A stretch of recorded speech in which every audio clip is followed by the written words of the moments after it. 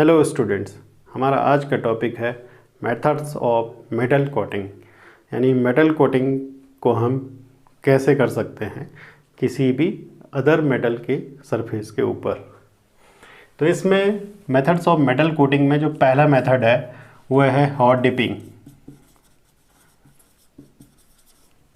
Hot dipping hot dipping क्या है?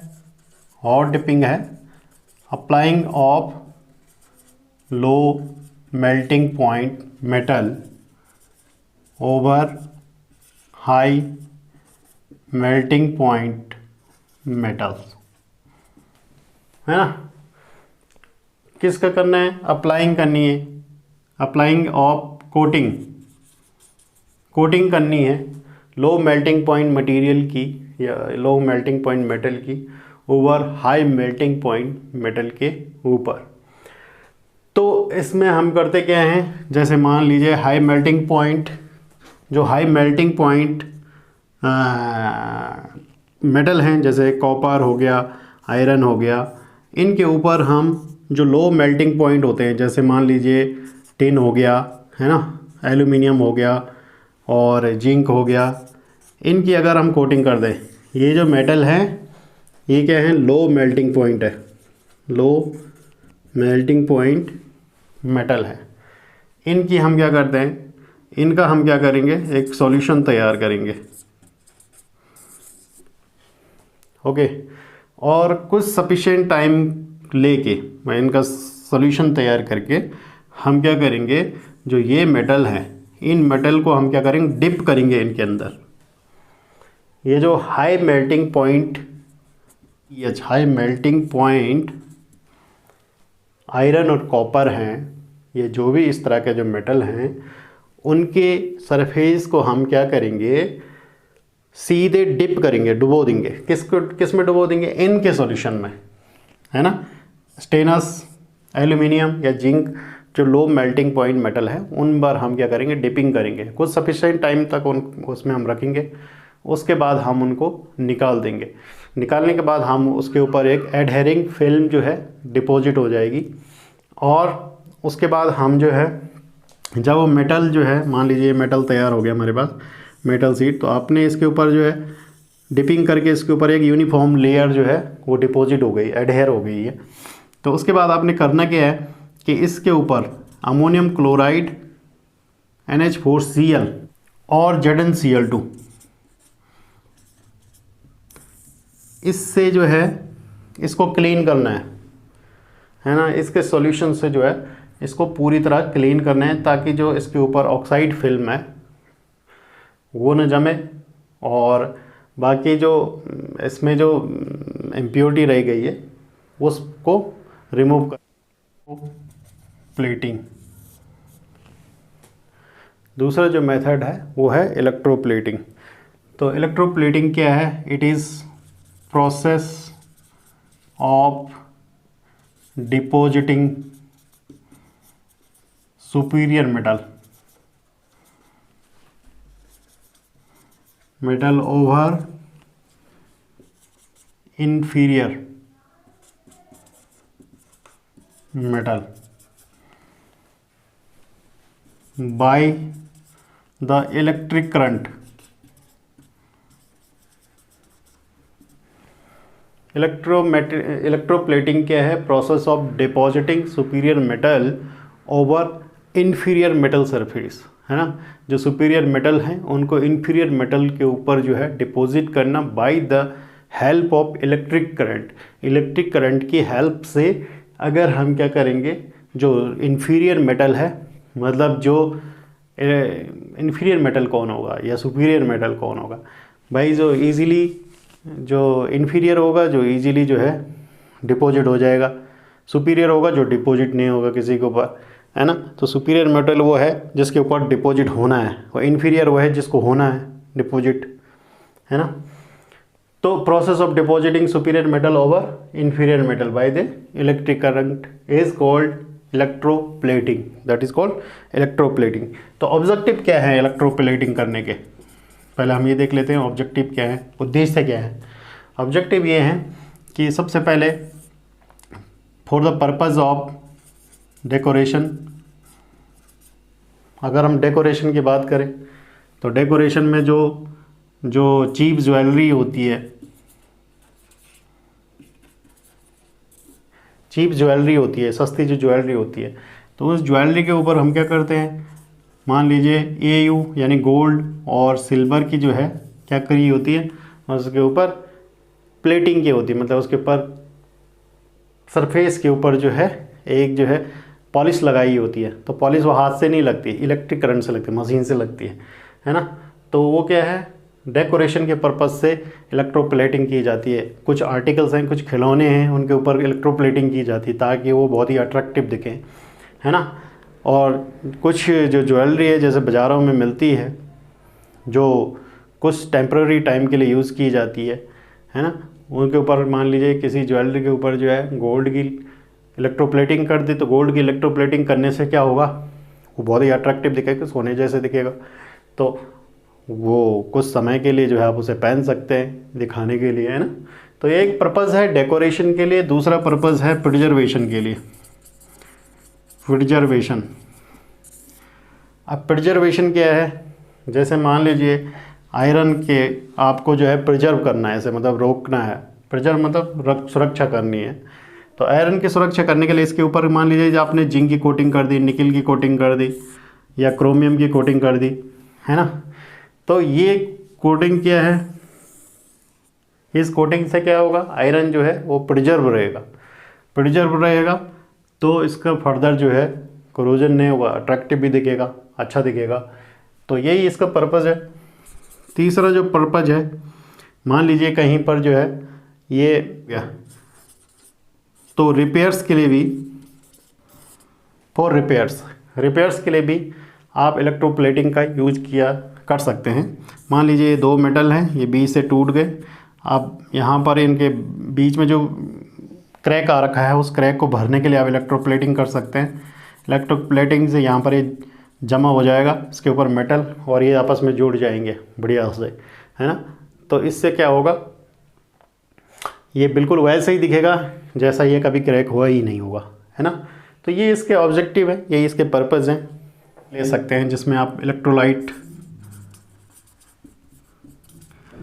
जिसको भी मेटल की आप इलेक्ट्रोप्लेटिंग कर रही हैं उसी के साल्ट का जो है इलेक्ट्रोलाइट आपको इसके अंदर लेना है, उसी का सॉल्यूशन तैयार करना है, और उसी की सॉल्यूशन तैयार करके आपको यहाँ पर दो चीज़ें लगानी है। एक तो वो जिसके ऊपर आप क्या करना चाह रहे हैं, जिसके ऊपर आप इलेक्ट्रोप्लेटिंग करना चाह रहे हैं। मान लीजिए मैं एक कप ले लेता हूँ, ये कप है, और इस कप के ऊपर मैं प्लेटिंग करना चाहता हूँ। इस कप के ऊपर जो है मैं प्लेटिंग करना चाहता हूँ, इलेक्ट्रोप्लेटिंग।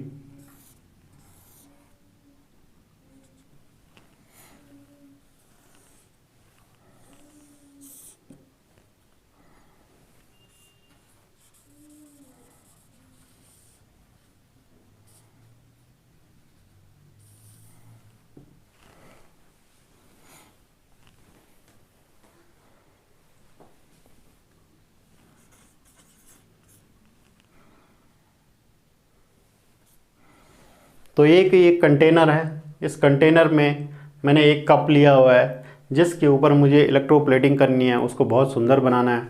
उस सुंदर बनाने के पीछे मकसद है कि मैं उसकी एक तो सुरक्षा चाहता हूँ कि ये बहुत अच्छा बढ़िया बना रहे, इसके ऊपर रस्टिंग ना हो। दूसरा मैं ये चाहता हूँ कि ये बहुत ही अट्रैक्टिव दिखे, तो मैं इसके ऊपर चांदी की यानी सिल्वर की इसके ऊपर जो है इलेक्ट्रोप्लेटिंग करने वाला हूँ। यानी सिल्वर के इलेक्ट्रोप्लेटिंग करने से हमें क्या फ़ायदा होगा, हमें ये फ़ायदा होगा कि एक तो ये बहुत महंगे मेटल का दिखेगा, बहुत अट्रैक्टिव दिखेगा। दूसरा आपको सिल्वर के फ़ायदे तो हैं ही पता, है ना। तो अब मैं इसके ऊपर इलेक्ट्रोप्लेटिंग करने वाला हूँ सिल्वर की। तो करूँगा कैसे, पहले मैं यहाँ पर एक सॉल्यूशन, पहले मैं ऐसा करता हूँ, एक सॉल्यूशन तैयार करता हूँ एक कंटेनर में। वो सॉल्यूशन है हमारे पास, वो है पोटेशियम अर्जेंटोसाइनाइड का, इसका सॉल्यूशन है। तो इसका सॉल्यूशन मैंने इसके अंदर लिया, KAgCN का होल ट्वाइस, इसका सॉल्यूशन इसके अंदर लिया। इसके सॉल्यूशन को अंदर लेने के बाद मैंने यहाँ पर एक सिल्वर की रॉड रखी Ag, और उसको यहाँ पर जो है एक कप रखा, उस कप पर मुझे जो है उस कप को मैंने कैथोड बनाया। उस कप को कैथोड बनाने के बाद मैं सिल्वर को एनोड बनाने जा रहा हूँ। ये एनोड है, सिल्वर रोड, इसी की प्लेटिंग मुझे इसके ऊपर करनी है। तो सबसे पहले होगा क्या, अगर मैं यहाँ पर इलेक्ट्रिक करंट अप्लाई करता हूँ तो इलेक्ट्रिक करंट अप्लाई करने से क्या होगा कि सबसे पहले इसके अंदर रिएक्शन शुरू होगी। तो रिएक्शन शुरू होने के पहले सबसे पहले इलेक्ट्रोलाइट टूटेगा। तो इलेक्ट्रोलाइट कैसे टूटेगा, के ये हमारे पास इलेक्ट्रोलाइट है, तो इस इलेक्ट्रोलाइट को टूटने के लिए क्या चाहिए, के प्लस, ये बनेगा के प्लस और AgCN का होल ट्वाइस, ये बनेगा AgCN का होल ट्वाइस माइनस, ये बनेगा। अब देखो आप के प्लस, अभी देखो ये टूटेगा फर्दर और आगे, तो AgCN का होल ट्वाइस आगे और टूट सकता है इलेक्ट्रिक करंट से। वैसे जनरली ये कॉम्प्लेक्स कंपाउंड है, ब्रैकेट के अंदर दिखा रखा है, तो जनरली डिज़ोल्व तो नहीं होता वाटर के अंदर, लेकिन इलेक्ट्रिक करंट से क्या होगा कि Ag प्लस और 2Cn माइनस में ये ब्रेक डाउन हो जाएगा। तो अब क्या होगा, ध्यान दीजिएगा, तो इस सॉल्यूशन के अंदर अब Ag प्लस और Cn माइनस जो है घूम रहे हैं, क्योंकि इलेक्ट्रिक करंट यहाँ से अप्लाई हो रखा है। तो इलेक्ट्रिक करंट अप्लाई होने से देखो ये एनोड बना हुआ प्लस एंड है और ये माइनस एंड है ना। तो माइनस एंड पर क्या होते हैं, हमेशा आपको पता है कोरोजन कहाँ होता है या टूटता कोई कहाँ है, एनोड पर टूटता है। तो एनोड पर क्या होगा, एट एनोड, एनोड पर क्या होगा, सिल्वर रॉड है एनोड पर, तो सिल्वर सॉलिड जो है यहाँ पर हमारे पास है, और सिल्वर सॉलिड जो है Ag प्लस में कन्वर्ट होगा, प्लस 1 इलेक्ट्रॉन जो है वो देगा ये। तो Ag प्लस में ये टूटेगा, यहाँ से इलेक्ट्रॉन की जो डायरेक्शन है वो इस दिशा में होती है। इलेक्ट्रॉन यहाँ जो है कप के पास आएंगे, है ना, कप के पास आएंगे, ये कप के पास इलेक्ट्रॉन यहाँ पर आएंगे इस तरह, है ना। तो ये इलेक्ट्रॉन जो हैं, मतलब बहुत सारे, मैं एक की बात नहीं कर रहा हूँ, बहुत सारे इलेक्ट्रॉन मैंने क्यों दिखा दिए यहाँ पे, क्योंकि एक मेटल थोड़ी, मतलब मेटल का एक मॉलिक्यूल, एक एटम थोड़ी नहीं टूटेगा यहाँ से, ठीक है ना। तो बहुत सारे एटम टूटेंगे तो इलेक्ट्रॉन को क्या करेंगे, डोनेट करते रहेंगे, मतलब यहाँ से निकालते रहेंगे। तो ये बन जाएगा आपके पास Ag प्लस। अब Ag प्लस क्या होगा, Ag प्लस एट कैथोड पर, कैथोड कौन सा है, ये वाला हिस्सा, कैथोड पर क्या होगा, यही Ag प्लस क्या करेगा, इस इलेक्ट्रॉन को क्या करेगा, एक्सेप्ट करेगा, और क्या बन जाएगा, Ag सॉलिड में फिर से कन्वर्ट हो जाएगा। तो कहने का मतलब है यहाँ से Ag टूटा, Ag प्लस में कन्वर्ट हुआ, यहाँ जाके घूमा सॉल्यूशन के अंदर, यहाँ जाके उसे इलेक्ट्रॉन मिला, Ag प्लस था, अब Ag सॉलिड में कन्वर्ट हो गया। तो इसके ऊपर क्या होने लग जाएगा, डिपॉजिट होने लग जाएगा इस तरह, इसके ऊपर क्या होने लग जाएगा, डिपॉजिट होने लग जाएगा। धीरे धीरे बहुत सारे पार्टिकल इसके ऊपर डिपॉजिट हो जाएंगे, है ना, इसके ऊपर डिपॉजिट होना शुरू कर देंगे चारों तरफ, ठीक है। तो इससे क्या हो जाएगी, कप के ऊपर जो है इलेक्ट्रोप्लेटिंग यानी सिल्वर की लेयर जम जाएगी, एक यूनिफॉर्म लेयर जम जाएगी। जो देर तक करते रहेंगे, जब लगातार ये रिएक्शन चलती रहेगी तो इसके ऊपर इलेक्ट्रोप्लेटिंग होती रहेगी। इसके अलावा और अगर हम बात करें एनोड के ऊपर, एनोड के बगल में या एनोड के ऊपर जो है एक रिएक्शन और भी चलती रहेगी, क्योंकि देखो पहली बात तो ये है कि जो सिल्वर है, सिल्वर क्या है, ये इलेक्ट्रोलाइटिक सॉल्यूशन के अंदर है सिल्वर प्लस, तो सिल्वर प्लस जाएगा यहाँ पर, Ag प्लस कहाँ जाएगा, इसके ऊपर चिपकने, तो यहाँ सिल्वर Ag प्लस की क्या हो जाएगी, कमी हो जाएगी। तो Ag प्लस की कमी को पूरा करने के लिए ये यहाँ से टूटना शुरू करेगा, है ना, सॉल्यूशन के लिए।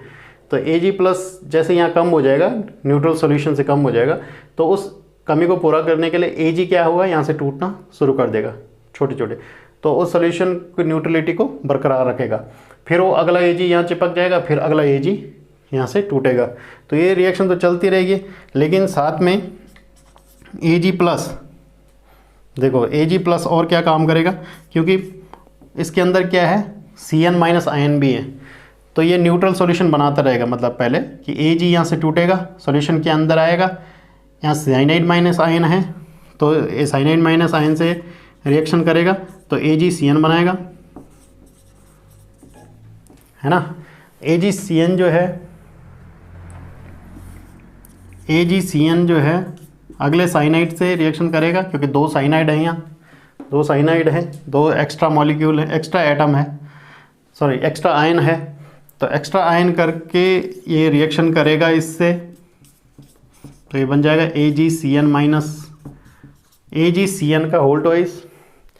और फाइनली इसमें पोटेशियम आयन भी है, तो AgCN का whole twice plus potassium ion भी है, तो ये बन जाएगा KAgCN का होल ट्वाइस। तो इसके अंदर ये बनता रहेगा, तो KAgCN का होल ट्वाइस तो बनता रहेगा।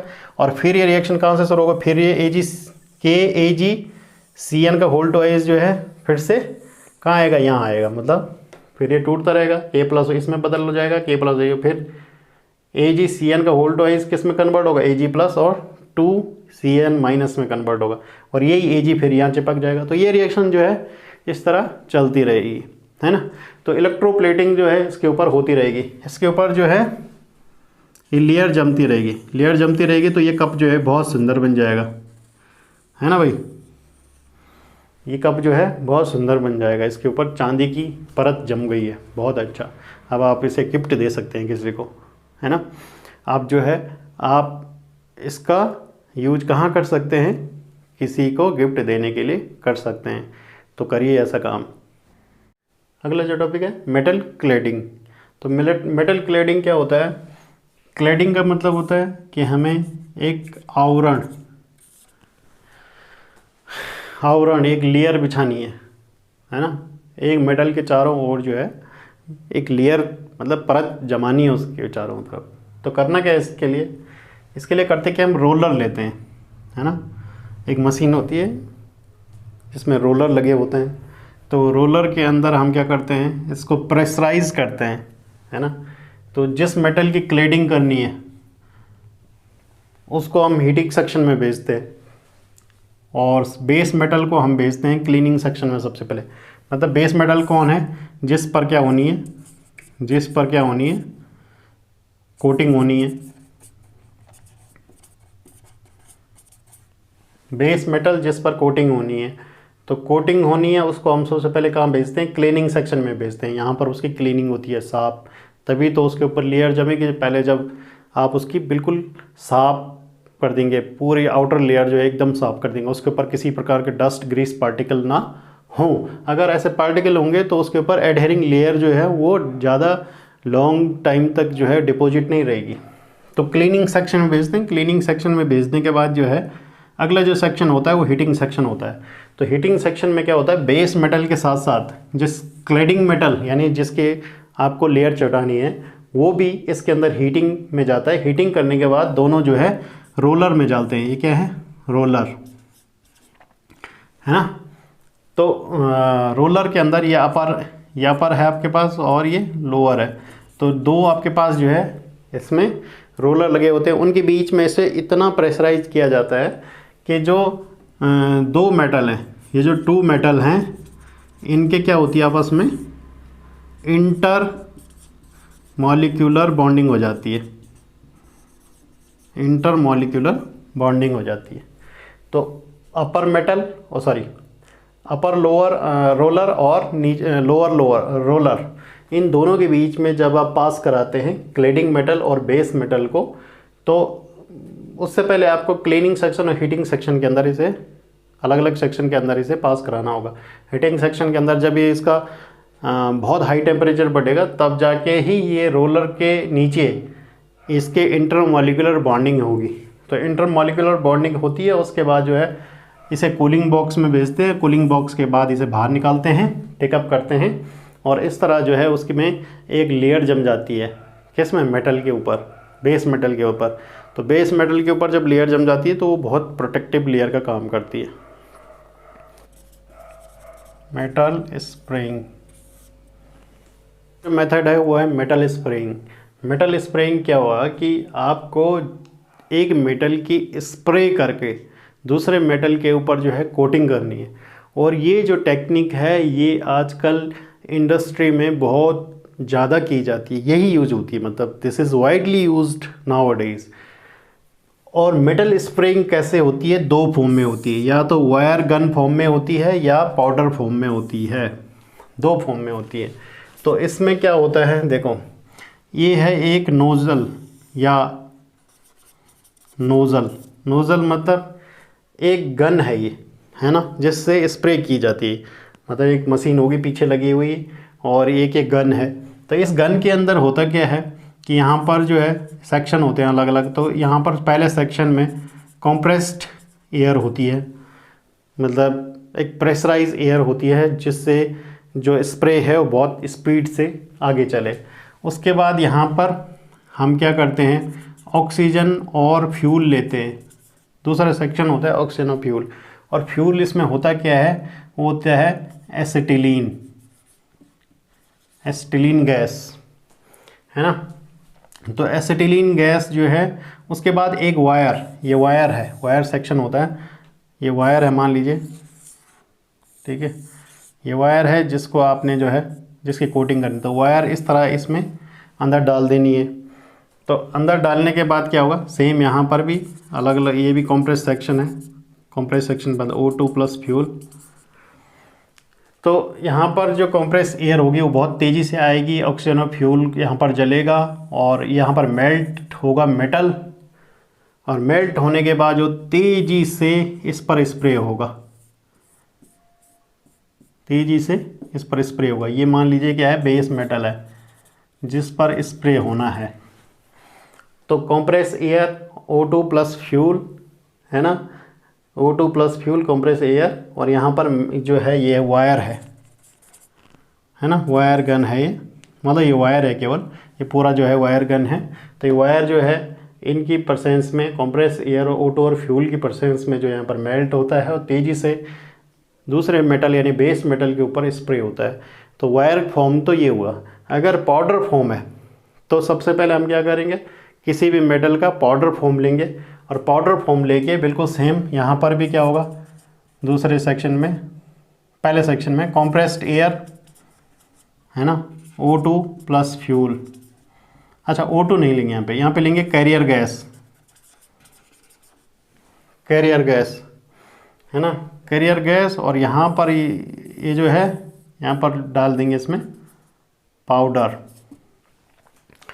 तो पाउडर और कंप्रेस एयर क्या करती है, कंप्रेस एयर क्या करती है, इस पाउडर को जो है पहले यहाँ पर हीट होगा फ्यूल के जरिए, वही एसिटिलीन जो यहाँ पर गैस है उसके जरिए वो हीट होगा।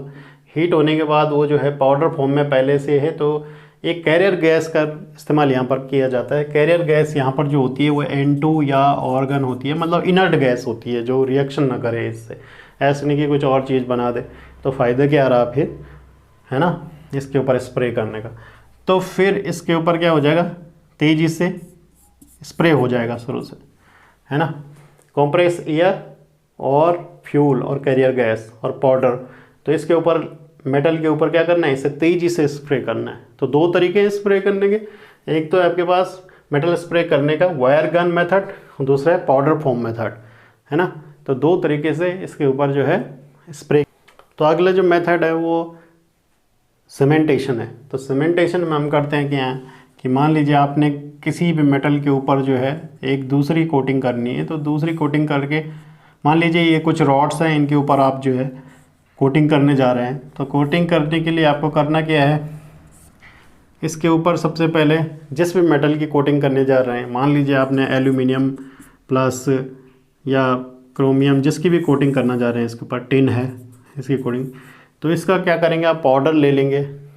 इसका आपको पाउडर बनाना पड़ेगा पहले, और इसको जो है इस बॉक्स के अंदर, इस रॉड्स को और इस पाउडर को आपने इस बॉक्स के अंदर जो है बंद कर देना है। ये बॉक्स है, ये बॉक्स में, ये बॉक्स जो है ऐसा बॉक्स है जिसके अंदर जो है एयर बाहर अंदर नहीं जा सकती, हीट जो है बहुत हाई डिग्री पर ये जो है रहेगा, यहाँ पर गैसेस जितनी प्रोड्यूस होगी वो अंदर बाहर नहीं जाएगी। तो 1000 डिग्री सेल्सियस पर इसको हीट करेंगे, मतलब इस रॉड्स को और इस पाउडर को यहाँ पर यूनिफॉर्म में इसके अंदर स्प्रेड कर देंगे, डिफ्यूज़ कर देंगे, और डिफ्यूज़ करने के बाद इसको अंदर रखेंगे। अंदर रखने के बाद इसको पैक कर देंगे। पैक करने के बाद 1000 डिग्री सेल्सियस पर गर्म करेंगे। उसके बाद ये सारा पाउडर यूनिफॉर्मली इस पर चिपक जाएगा पूरी तरह, है ना। और फिर आप बाद में बाहर इसको निकालेंगे, क्लीनिंग करेंगे बड़ी अच्छी तरह से। फिर ये जो है इसके ऊपर बढ़िया से सीमेंटेशन हो जाएगा। सीमेंटेशन जिसका नाम है सीमेंटेशन, बिल्कुल उसके ऊपर सीमेंट हो जाना एकदम। तो इस मेथड है वो है non metal coating, non metallic coating की। तो नॉन मेटेलिक कोटिंग को हम कैसे कर सकते हैं? नॉन मेटेलिक कोटिंग को हम कर सकते हैं केमिकल डिपिंग से। केमिकल डिपिंग क्या हुआ? ये एक सूटेबल केमिकल बनाएंगे। उस सूटेबल केमिकल रीजेंट में क्या करेंगे, जो मेटल है उसको डिप कर देंगे, उसको डुबो देंगे कुछ टाइम के लिए, है ना। और फिर उसके ऊपर जो है लेयर जो है वो एडहेरेंट हो जाएगी। तो इसमें हमारे पास जो है नॉन मेटेलिक कोटिंग में oxide coating, sulphide coating, painting हो गया, सेलेनियम कोटिंग हो गया, है ना, क्रोमेट कोटिंग हो गया, क्रोमेट कोटिंग, है ना। इस तरह की कोटिंग हो गई है। अगर हम ऑक्साइड की कोटिंग की बात करें तो ऑक्साइड कोटिंग में हम क्या करते हैं, नाइट्रिक एसिड सॉल्यूशन लेते हैं। नाइट्रिक एसिड सॉल्यूशन में हम क्या करते हैं, डिपिंग करते हैं। इससे जो है उसके ऊपर ऑक्साइड लेयर बन जाती है। सल्फाइड कोटिंग वहाँ होती है, देखो, जहाँ पर ऑक्साइड कोटिंग जो है पॉसिबल नहीं होती है। जहाँ पर ऑक्साइड कोटिंग पॉसिबल नहीं होती है वहाँ पर हम सल्फाइड कोटिंग करते हैं, है ना। कोई सल्फाइड सॉल्यूशन लेंगे और उसके अंदर डिपिंग करेंगे। पेंटिंग हम कर सकते हैं, painting and varnishing. Painting and varnishing में क्या है कि पेंट और वार्निशिंग करके भी हम उसके ऊपर एडहेरेंट लेयर चढ़ा सकते हैं और कोरोजन को रोक सकते हैं। लेकिन होगा क्या, पेंट और वार्निशिंग की एक लिमिट है ना। पेंट और वार्निशिंग कुछ समय बाद निकल भी सकते हैं, है ना। तो इसकी सर्टेन लिमिट है। सेलेनियम कोटिंग, सेलेनियम कोटिंग होती है जहाँ पर ऑक्साइड और सल्फाइड कोटिंग पॉसिबल नहीं होती है। सल्फाइड और ऑक्साइड कोटिंग जो है वो लो टेम्परेचर पर होती है, मतलब सामान्य तापमान पर होती है। लेकिन अगर कहीं पर बहुत ज़्यादा हाई टेम्परेचर है, तो हाई टेम्परेचर पर क्या होता है, सेलेनियम कोटिंग होती है। सेलेनियम कोटिंग स्पेशली होती है जो ऑटोमोबाइल्स होते हैं, जिन्हें हर तरह के टेम्परेचर पर चलना होता है। एयरक्राफ्ट हो गया, है ना, ऑटोमोबाइल्स, उन पर जो है ये कोटिंग होती है सेलेनियम कोटिंग की। और ये कोटिंग जो है बहुत डिफरेंट टेम्परेचर, चाहे वो हाई हो या लो, वहाँ पर एडजस्ट कर सकती है ना, सेलेनियम कोटिंग। क्रोमेट कोटिंग हम करते हैं, सेलेनियस एसिड हम इसके लिए लेते हैं सेलेनियम कोटिंग के लिए। और क्रोमेट कोटिंग के लिए हम K2CrO4 ले सकते हैं, पोटेशियम क्रोमेट, है ना।